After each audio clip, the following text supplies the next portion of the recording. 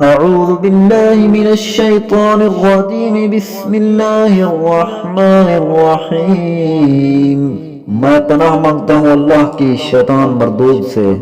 شروع اللہ کے نام سے جو بڑا مہربان نہایت رحم والا ہے۔ ان اللہ لا يستحيي ان يضرب مثلا ما بعوضة فما فوقها فأما الذين آمنوا فيعلمون أنه الحق من ربهم وأما الذين كفروا فيقولون ماذا أراد الله بهذا مثلا يضل به كثيرا ويهدي به كثيرا وما يضل به إلا الفاسقين۔ بے شک اللہ نہیں شرماتا اس بات سے یہ کہ وہ کوئی مثال بیان کرے، چاہے وہ مثال مچھر کی ہو یا مچھر سے بھی زیادہ کوئی معمولی چیز۔ بہرحال وہ لوگ جو ایمان لے آئے وہ تو جانتے ہیں کہ یہ مثال ان کے رب کی طرف سے حق ہے، اور بہرحال وہ لوگ جنہوں نے کفر کیا وہ کہتے ہیں کہ اللہ نے اس مثال کے ذریعے کیا ارادہ کیا ہے۔ اللہ تعالیٰ اس مثال کے ذریعے بہت سے لوگوں کو گمراہ کرتا ہے اور بہت سوں کو ہدایت دیتا ہے، اور نہیں گمراہ ہوتے اس مثال کے ذریعے مگر فاسق لوگ۔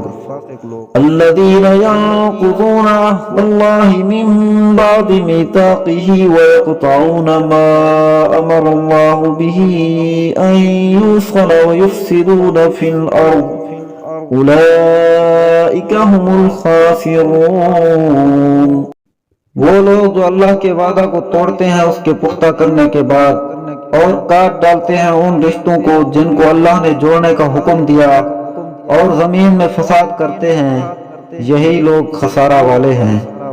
کیف تکفرون باللہ وکنتم امواتا فاحیاکم ثم یمیتکم ثم یحییکم ثم الیہ ترجعون۔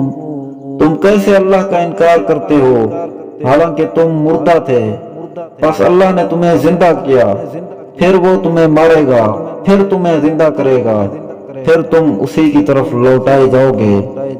هو الذي خلق لكم ما في الأرض جميعا ثم استوى إلى السماء فسواهن سبع سماوات وهو بكل شيء عليم۔